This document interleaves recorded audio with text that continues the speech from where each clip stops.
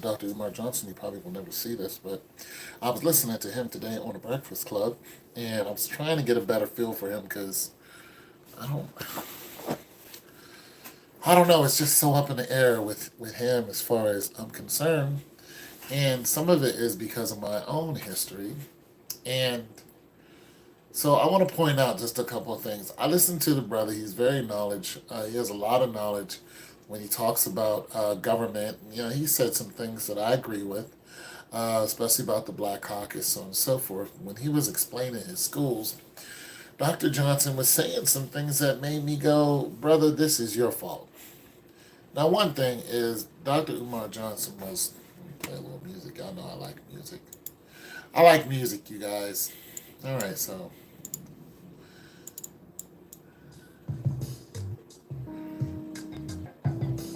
all right, so yes, I make all the music. So he goes, yeah, the reason why my school isn't up running because we bought two schools, the Frederick Douglass and so on and so forth school. They're both looking right across from each other, and the reason why they're not up running is because there are no black people who work in the plumbing, HVAC, and the electricity department who are willing to donate their time. If I buy the materials, they donate their time to come in and have this up running in 3 weeks. He's like, 3 weeks. The both these schools will be up running in 3 weeks if black people would come and donate their time, and we buy the material, they donate their time. In 3 weeks, this will be the school to be up and running. I'm going, Dr. Umar Johnson, for one, you went and bought those buildings. Uh, okay, let me read this before I go into this diatribe. Uh, yes, it's sad, like running from responsibility. How you doing today, sir? Run responsibility and then continue to ask for a donate. Yeah, and there were HVAC and plumbers wanting to help while back, but he never followed up. Okay, well that's even worse because where I was going with it was you didn't have to buy those particular buildings. You bought those buildings, and when you buy a building, and you usually are well informed, especially if it's a building that size. You're not just gonna blindly buy it. This is not like you're flipping a house and you discover something's wrong with it. You're buying two buildings that used to be schools. They were charter schools, which means they were already approved by other departments of government for you to go ahead and have children in it. Look, there's just a whole bunch of things that goes into buying a building, especially when children are involved. You just can't run a bunch of kids up into an empty building and say, now this is a school. So, and so when your school got inspected, because you have to get it inspected, when it got inspected, you were aware of all of these problems. You did not have that school at that point. I guess you went on faith that people would go ahead, or you had people lined up to help you with this, and then they didn't come through. And according to what, I'm finding out now that there were people who were going to help you with that. But even if that was not the case, why did you buy those buildings? Why? You're probably thinking location, location, location. Listen, I like to use myself as an example. I was involved in a program some 10, it was like 10 years ago, probably a little bit more than that, where a brother who was ex-military, and I am ex-military, decided to start a charter school right here where I live. And what he did was he did all the legwork. He went to all of the executives, a bunch of people who had money, white, black, whatever, but he went to a lot of white people, and they said, yes, we want you to do this. He walked in the office. He had to take his shoes off to walk into some of these people's office because it was just so plush. And they listened to what he did, and they wanted to give him money, and they did. They put all this money behind him, and they helped him buy a building that Sun TV used to be in. And let me be clear on how big this building was. It was a Sun TV store that was as big as a warehouse, actually stored around two. Huge. And it's still there. It's just occupied by somebody else now. Great location near the hood. Not exactly in the hood though, but great location and everything. He had this whole program worked out, and he was telling me about it. He's like, I want you to be one of my teachers. It's military style, blah, blah, blah. What he did was he had everyone who wanted to be a teacher, because people found out about this. Everybody who had to apply to be a teacher had to go through a few things. One, you had to exercise. So he had this big boot camp set up to where the people who wanted to be teachers, administrators, and all this came out, and everybody had to run 2 miles. Everybody had to do push-ups and sit-ups because it was a military school. Look, I get that. I was cool with that. Didn't have a problem. You want people to have a military mind. But the one thing that he did, and where it all started falling apart, is he told all the teachers that they had to, their application fee was $80.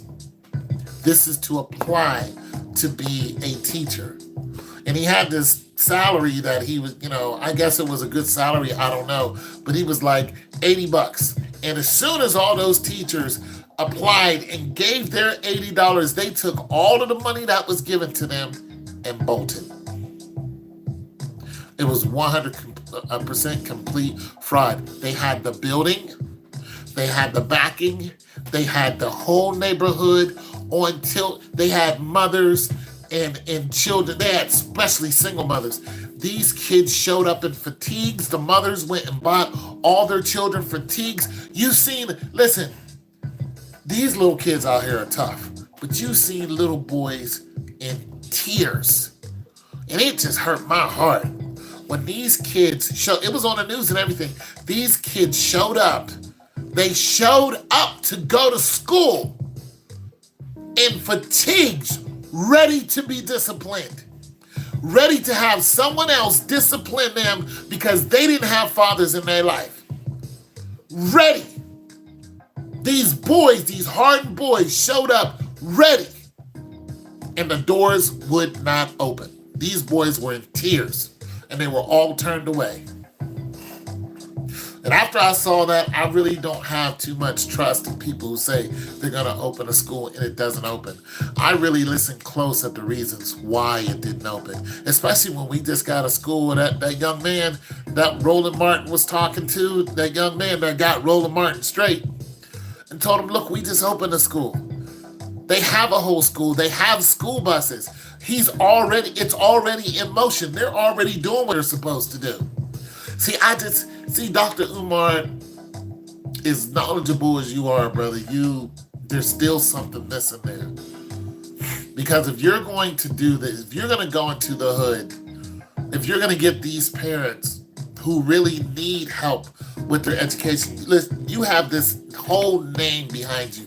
You had all this movement behind you, and it came down to paying people for HVAC and for electricity and plumbing. Now, I don't believe that.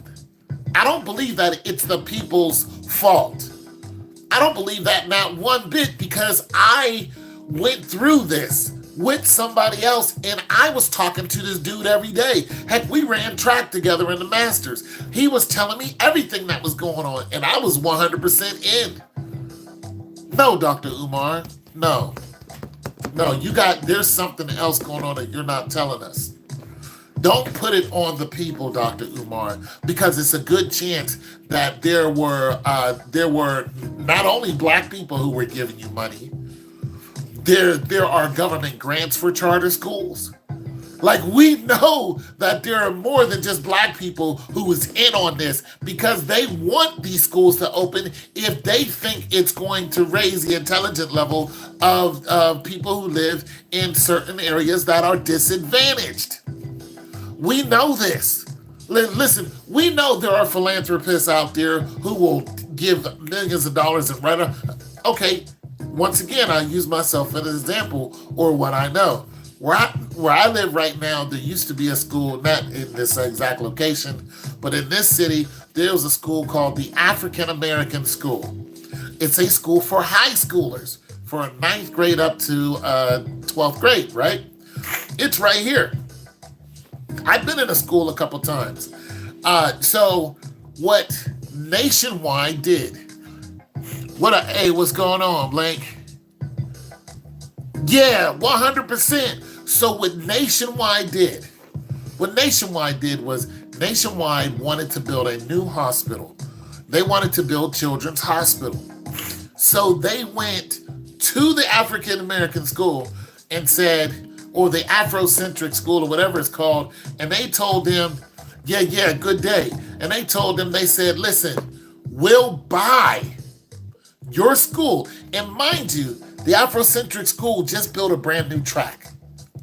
I used to go down there and run all the time. They built a brand new track.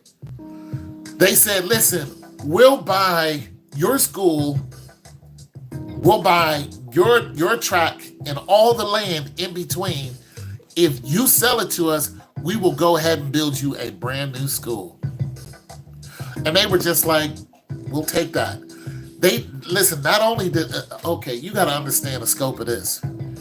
They tore down in old projects. That's right across the street from the VA hospital that's just been built. That VA hospital ain't even 10 years old. They built it right across the street from there in a terrible hood that I used to live in called Uzi Alley. That was a nickname because this guy named Uzi used to shoot it up all the time. They tore down all those buildings. They tore down those trees, and I wish they wouldn't have tore down the trees, but they had to. They built a brand new spanking school there. And they built a brand new track with red track color. I mean, that thing is gorgeous. Brand new track, the whole nine, and it was just that easy. If you agree to give us your land because we're building a new hospital across here, they didn't only build a new hospital, they extended the road. Then they put a brand new garage up. And then they put a garage up where the old track used to be. Then they put another building. I mean, they were serious. So there's like, we'll build it ourselves. You don't have to do nothing. See, when people want something done, it gets done. And that's it. And Dr. Umar, you cannot convince me. You can't convince me because I've seen people in the community, and I've seen people who don't live in our community who make a lot of money come behind a whole movement when it comes to educating Black people, especially Black children. I've seen it firsthand on more than one occasion. I've seen it, so you cannot convince me that there was not enough money to get HVAC, listen, once again, use myself as an example.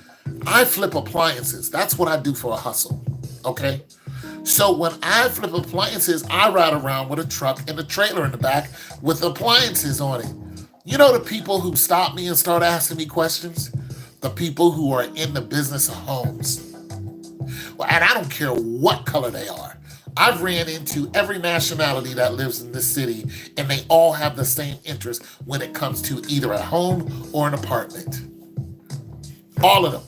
And some of those people are in businesses, and they're into the HVAC business. I met some Black people in the HVAC business. And they wrote right up, what you doing, man? What you doing with those appliances? And yeah, here's my number. One guy was like, I want to go into business with you. I was like, what do you do? He's like, HVAC. Two other brothers, same thing. They like, yeah, we sell these refrigerators, but we do HVAC. You cannot tell me you couldn't have got guys in there to do HVAC. Because these guys are everywhere. And if they're talking to a little nobody like me, trying to drum up business, you cannot convince me that they would not go into those schools and get those schools done. You just can't convince me of that. I've met too many of these guys, and none of these guys are highfalutin. None of these guys are riding around in big old Bentleys. These guys are just like me. They got a truck and a couple of hardworking people, and they're going at it, and it's an everyday grind. And if somebody would have came to me and said, hey, Tone, we need you to donate so on and so forth, I would have looked at it, and I would have thought about it in a financial matter. And if I thought that I wasn't taking a huge loss, there's a good chance that I would go ahead and, donate whatever it is. And another thing, it brings me to another point. When you ask someone to donate their time and say, I'll buy the material, you have to understand sometimes your time is worth more than the material. Okay, let's just get this straight. Sometime the time to build or the time to for electricians and stuff like that. What do you think? What do you think costs more? The electronic equipment that they're using, or the time it takes for them to go ahead and do a whole building? You wanted 3 weeks to do 2 buildings. How much time do you think an electrician would spend on doing 2 buildings in 3 weeks? That's 3 weeks of time. How much time do you think? Do you think the equipment will cost more, or the time that he had to do all this? Which one is more valuable? The time is more valuable. You look at how much time electricians or how they charge you. They charge you according to your time. HVAC, they charge you according. You think it's the job? No, it's how much it costs to do the job. It's how much time they're going to put in doing the job. That's where your money is. Somebody asked me to hang TVs for them because I've done that before. Wanted me to do it in church. He's like, I want you to hang both these TVs. I went and looked at the church. It was a little church in the basement of an office building with little plywood up, and and the one TV he had. I just yanked on a little bit. It came right out the wall. He wanted me to put two 58-inch TVs up in this plywood. I told him I'm not doing it. and when I charged him, I said at first I'll do it, but it'll cost you $100. They gave me some pushback on $100 to hang 2 TVs. And then he was like, yeah, I want you to hang 2 TVs in my house. How much would it be? I said about $120. He was like, oh no, I'm not doing that. I said, you know how much Sears or Lowe's will charge you to come and hang 2 TVs? Just for one TV, they would charge you $200. And I know this because I went to Lowe's with the guy who got a big old TV, and he said, how much would you guys charge me to hang this TV? And they told him $200. It's the time. Because you're buying the bracket, but I have to spend the time here. It's $200. And they gave me pushback on hanging 2 TVs for $120. Don't call me no more.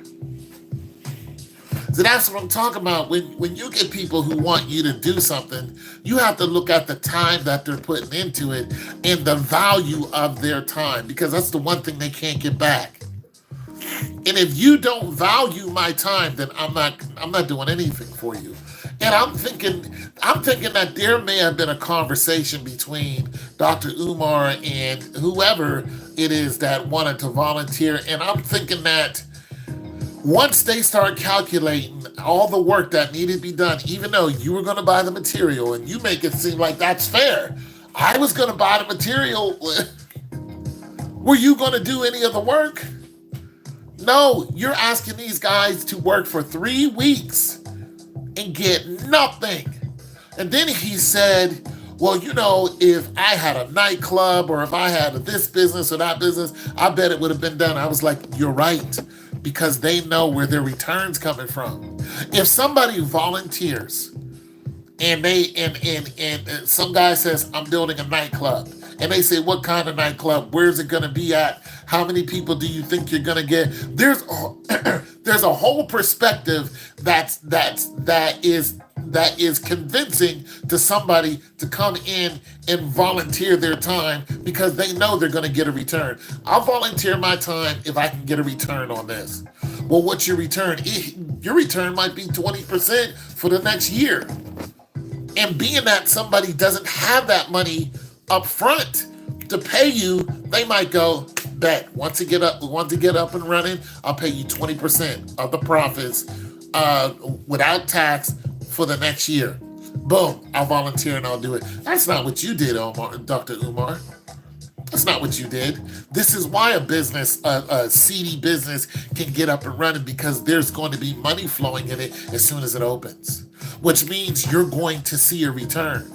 And if they did it on that's called the back end. If they did it on the back end, then they're going to make more money than if they got paid to do it on the front end.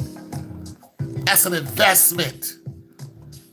Dr. Umar, these people probably like I'm just now finding out they did volunteer to help you, but nonetheless, you have to look at the time that they had to spend and how they were investing their time. What was the return that they were getting? And this is why I think a lot of things just fall apart. When people ask me to do something for free, there's no investment. I need to know what the investment is. I don't care who it is. You ask me to do something for free, I tell people, look, can I get a ham sandwich out of it? And I'm not playing. Sometimes I'm just hungry. What can I get out of it? You want me to just go and do something? Nah. You gonna do something. If it's a woman, she's gonna be in that kitchen. You're going to do something. And this is why I just disagree with a lot of what Dr. Umar Johnson was saying. I mean, he was, talking about the Chauvin case and all that. I'm not really focused on that because police brutality is just not going to stop.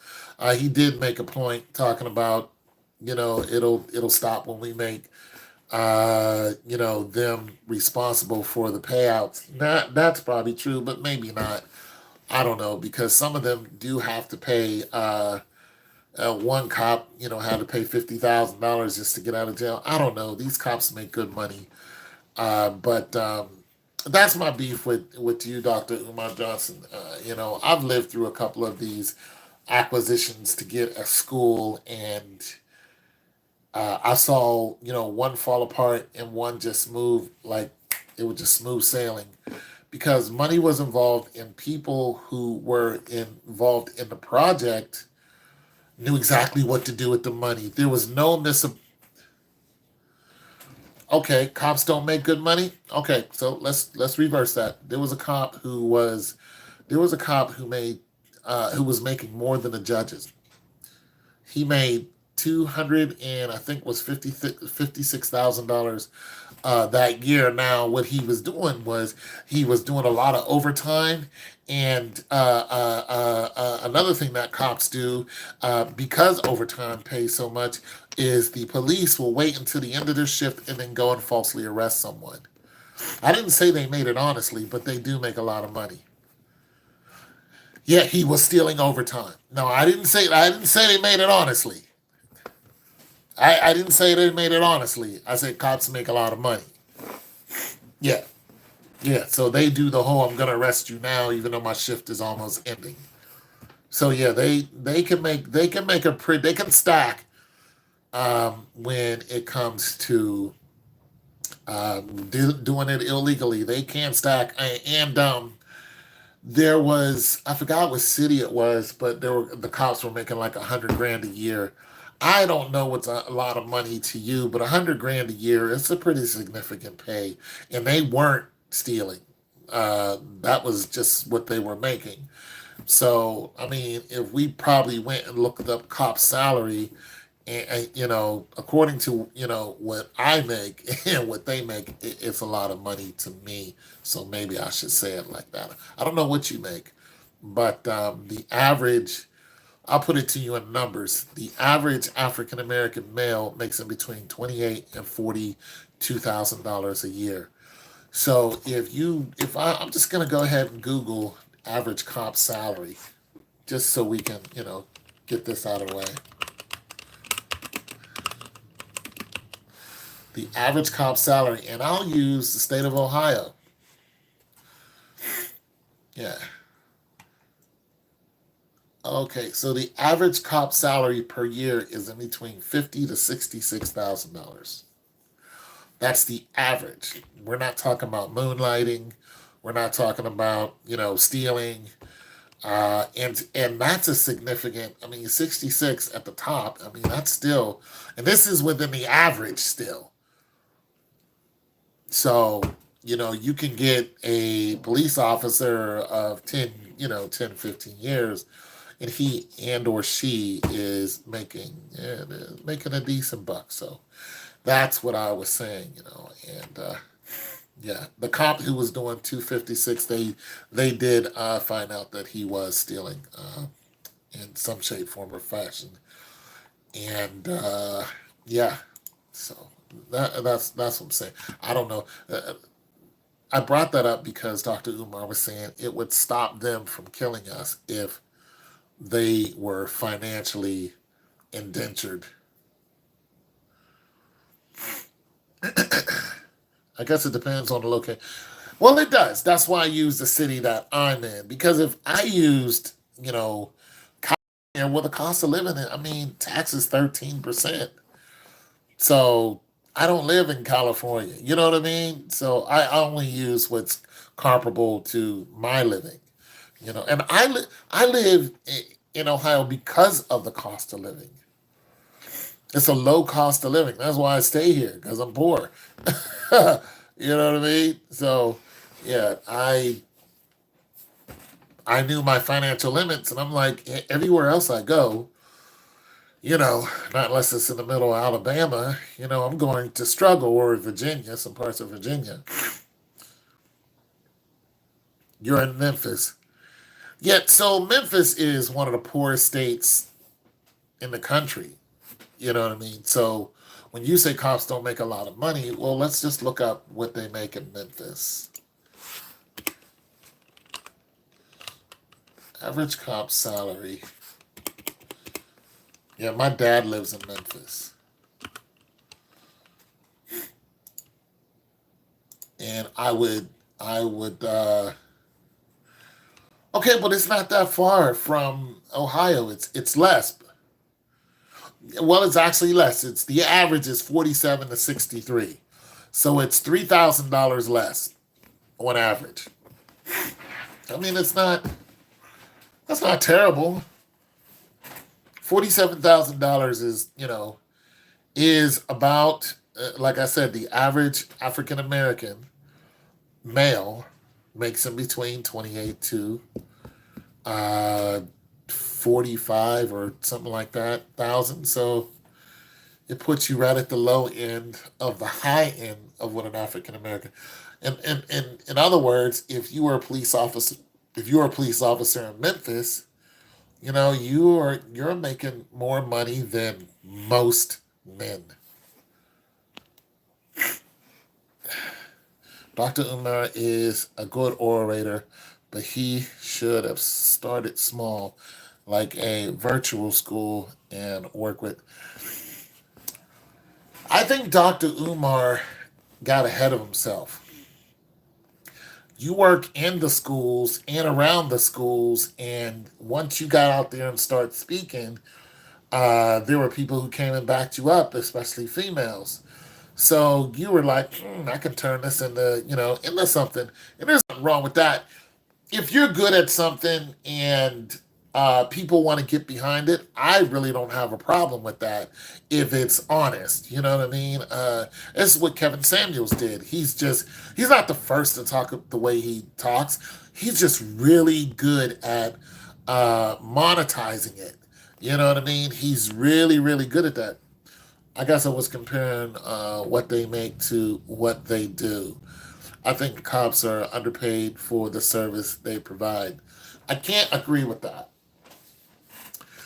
Here's one reason why I can't agree with that. Because you'll find some older cops who, especially now, they're coming out. These are cops who've been retired, and they'll say, I never once pulled out my gun.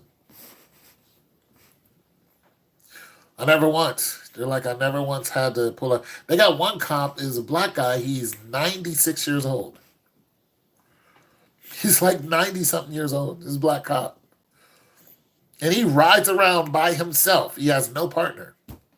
He's like 90. He's been on the beat for the longest time. And he's not tracking anyone down. But he operates in his same hood. All the people know him. And he loves what he does. He's not beating up anybody. Do you think he's going to pull his revolver out and bust somebody's ass? I highly doubt it. It'll be, stop. Stop what you're doing, please. It's just not going to happen. So you'll find that there are a lot of cops who are hyper aggressive.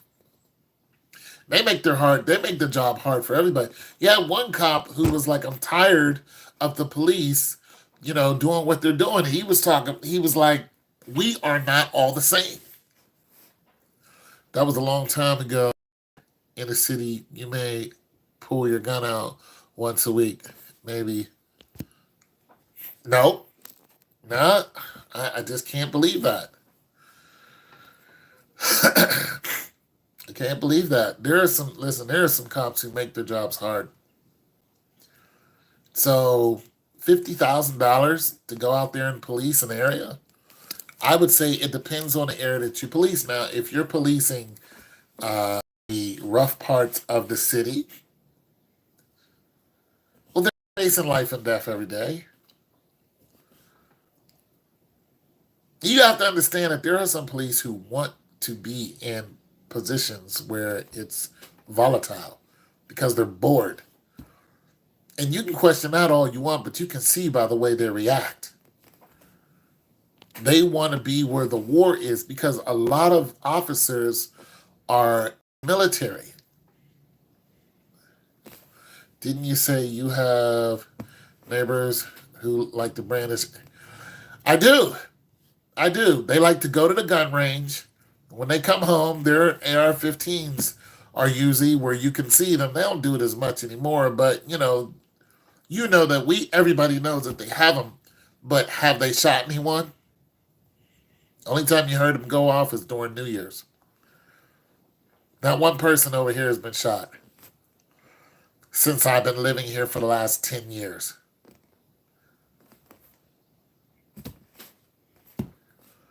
People have weapons here. My next door neighbors has weapons.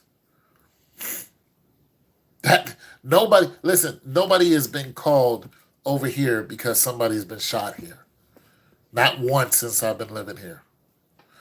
Domestic violence over here is, or just any type of violence over here is usually a couple fighting, uh, neighbors arguing, neighbors with just a simple dispute, but there has never been any shootouts over here. Never. I've never seen a street fight here. Never once. I seen a woman get mad at her dude and wreck his car, but when I came outside, that was all over with. I've seen one guy who had a car, went to the club, came back home, the whole car was shot up. But that didn't happen here. So,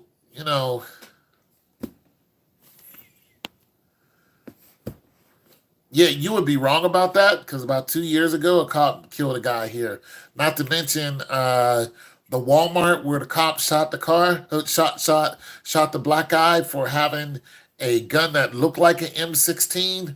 And then white people in Walmart called the cops on the guy who had the gun that looked like an M16 that Walmart was actually selling is right down the street from here.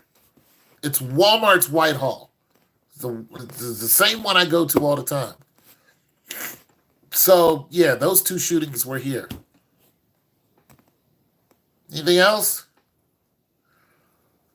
In my apartment, I bet the cops haven't shot anybody because they don't need to. That's my point. That's my point. The cops, you're, according to your theory, every police officer has to draw their gun at least once a week or whatever that was.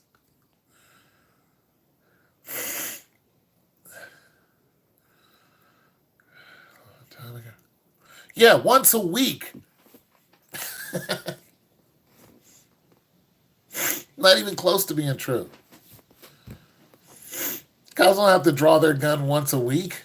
You, too much media going on with you.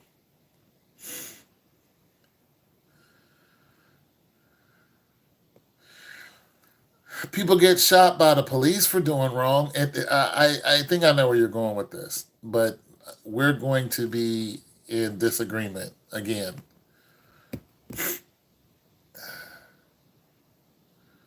Yeah, I live in Columbus, Ohio, where Michaela Bryant just got shot 5 times. And not only that, where the last, listen, the last reported shootings that were in the media were all here.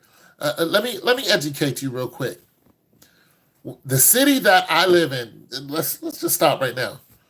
The majority of cops who have committed violence against African Americans have been in the city I live in. Okay? This is a city where police let you know that they're Klan members. This is a city where we used to have Heritage Day, which was a big black parade, and the police would have their own float and all dressed up in Klan members' outfits.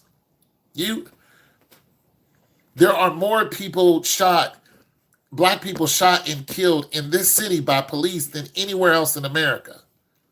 You're not going to win the battle of numbers just because of your surroundings. Because I have facts on my side. And I'm not it's nothing to brag about. It's just saying you gotta look at the numbers, bro. The last three shootings that were in the news were done right here. One was a black man who was like 20 something, shot in the back 5 times by a detective. The other one was a 46-year-old guy who came out of the garage, police shot him. And the last one was Michaela Bryant. That's about where she lives, is about 4 or 5 miles from here. The 16-year-old girl who got shot by the police. So this type of thing, we go through a lot over here. And once again, that's not being braggadocio. It's just that we are very aware. And just to give you more information, two Black Lives Matters, pretty much kids to me. I'm in my 50s. One of them I knew. They killed him and left him on the state lawn so everybody could see him. And the other Black Lives Matter female who was talking out against the police, they killed her and it left her floating down the river. So I don't know if you're seeing that in Memphis, even though I know Memphis is a little, y'all out there. But yeah, they doing that here. And that happened last year. Those two incidents happened consecutively. That happened last year. So, yeah, bro. They gangsters out here. There's no your rights out here. They want to execute you, they will.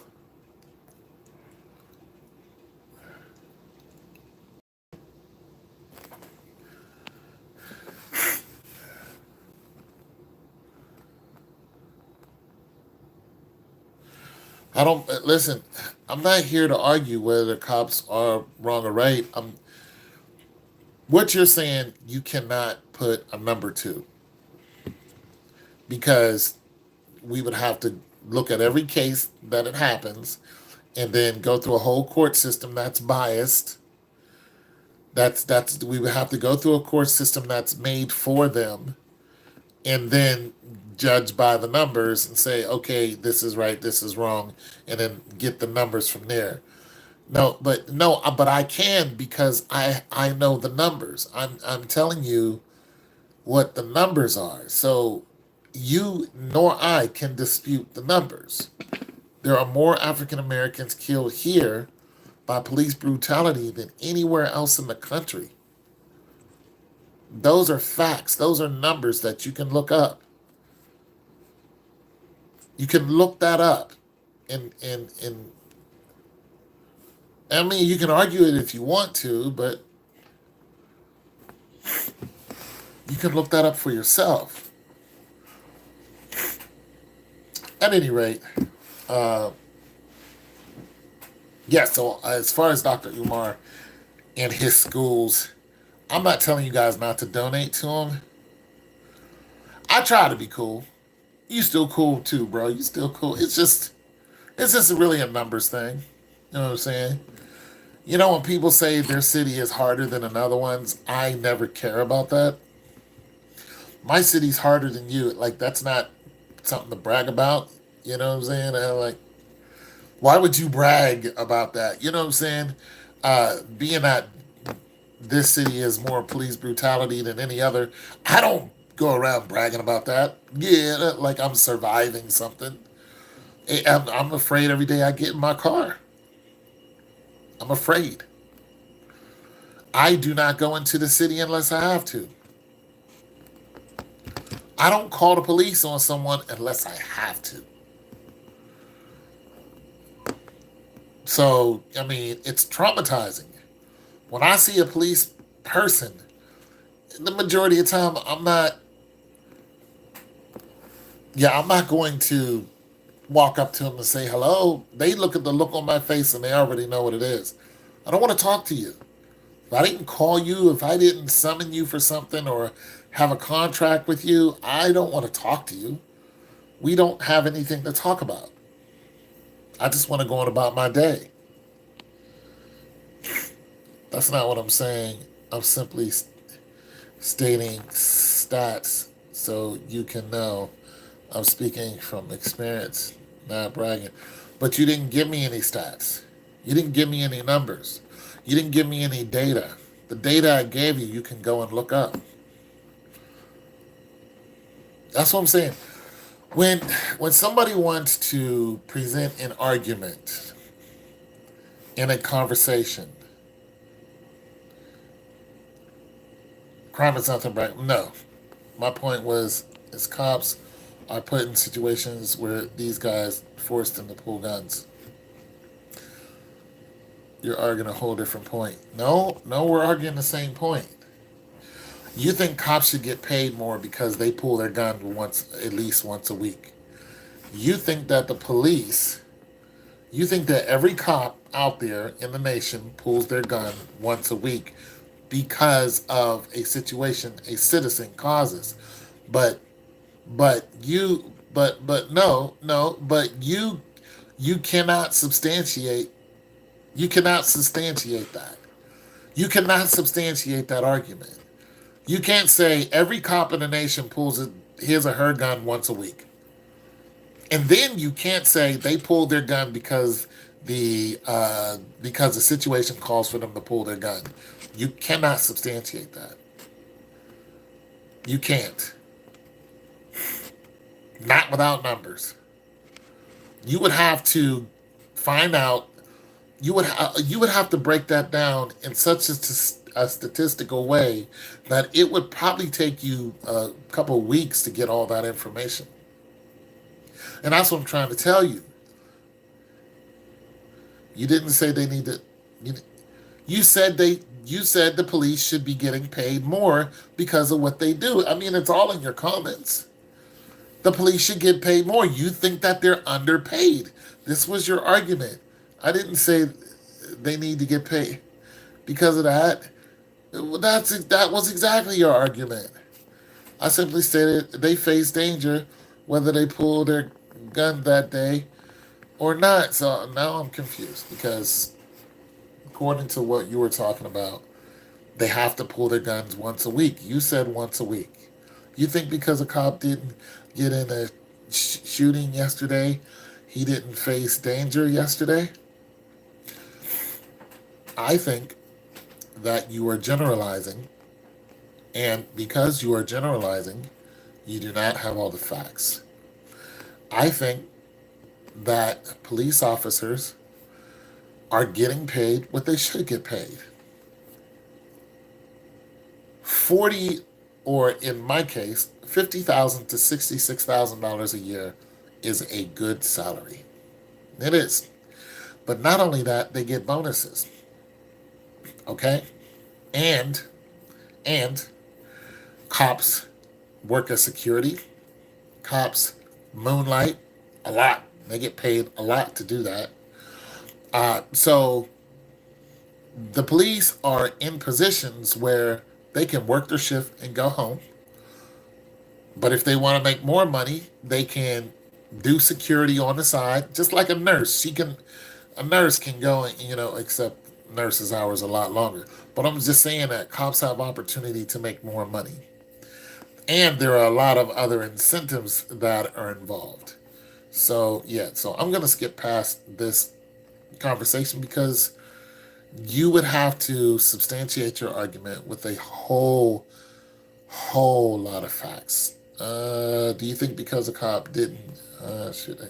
Yeah, You would have to present a whole lot of facts, and if you want to do that, that's fine. We can have that conversation. But you would have to get facts that. Um, yeah, well, I'm not conceding. It's just a pointless argument when you don't have the facts. It's pointless. It's hyperbole. It's guesswork. So what's the point? It's guesswork. You don't know this information. You're just assuming. And I can't present an argument against an assumption. That's really what it is. It's your opinion. No, no, no, no. I'm arguing numbers. What I presented to you was numbers. Everything I presented to you was numbers. I'm confused. But how can you say that when I gave you the numbers and you gave me nothing? You gave me no numbers. You gave me it wasn't even a hypothesis. It wasn't, listen, you didn't even give me an educated guess. You gave me cops pull out their guns once a week. So this is all police pull their guns once a week. All police. All police. In every department in the U.S., all police are going to pull their gun at least once a week. How do you know this? Let's do that. How do you know this information? Not only that, police officers should get paid more because of what they do.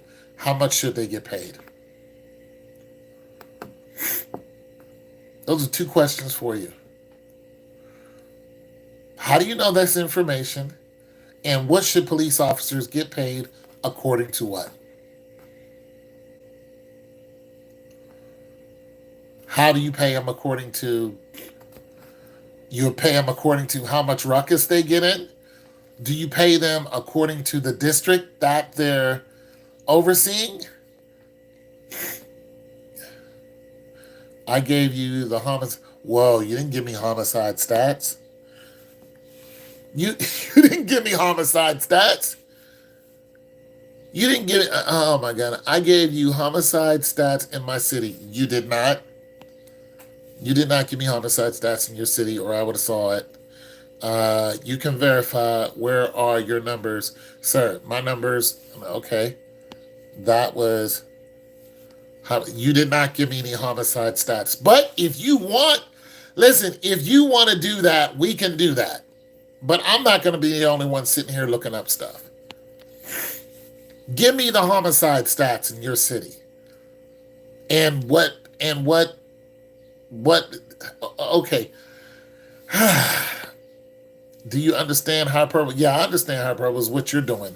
Listen, if you can go back and read, I said 332. Okay. 332 homicides. All right. No, not there. Dear.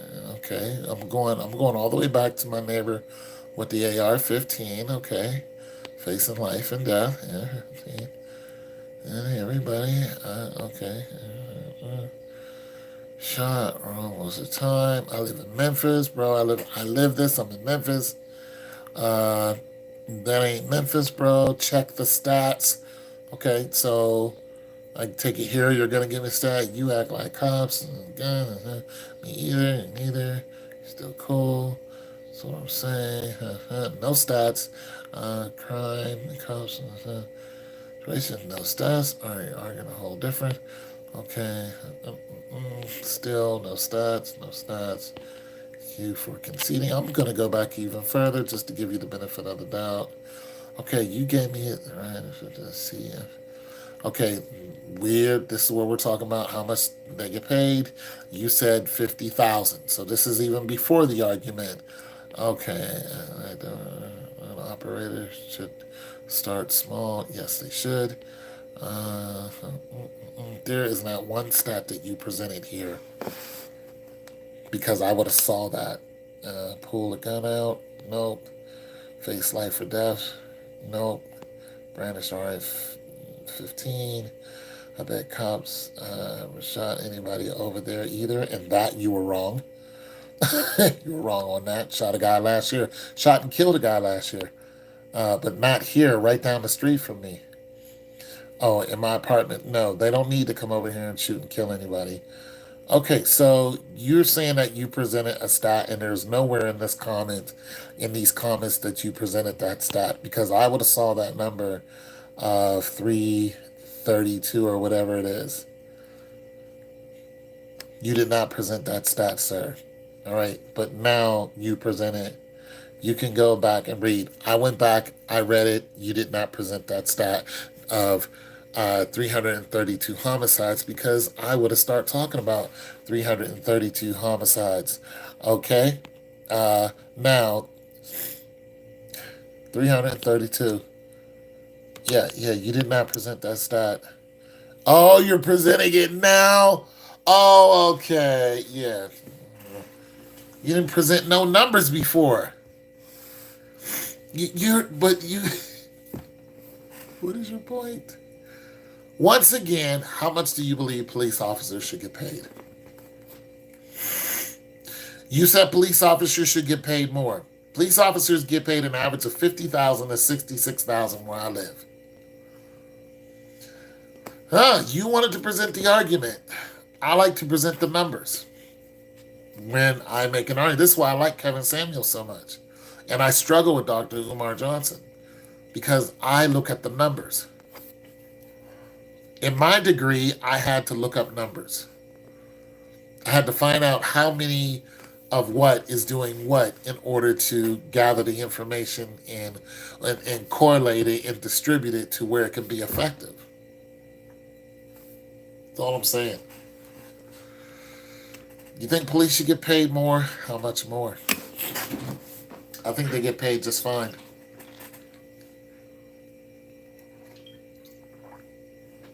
I never made $50,000. I don't even know what it's like. But to make $60,000, 66. And then like the one police officer make $250,000, he was getting paid more than judges.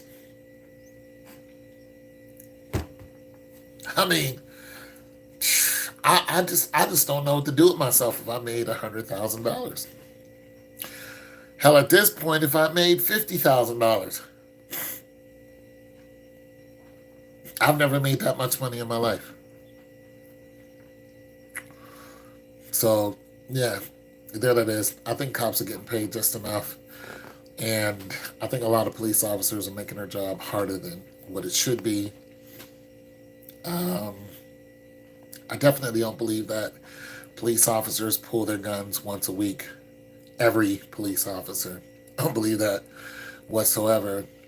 But there are plenty of cases where police officers need to pull their weapon, and it is because of the situation. So I don't argue that. There are definitely some rowdy people in this world who will test you. They'll test your gangster even though you are a police officer. But I believe some police officers are doing too much. And this is why we're in the situation that we are in today. So there that is. At any rate, you guys, thank you for stopping by. You have a blessed day.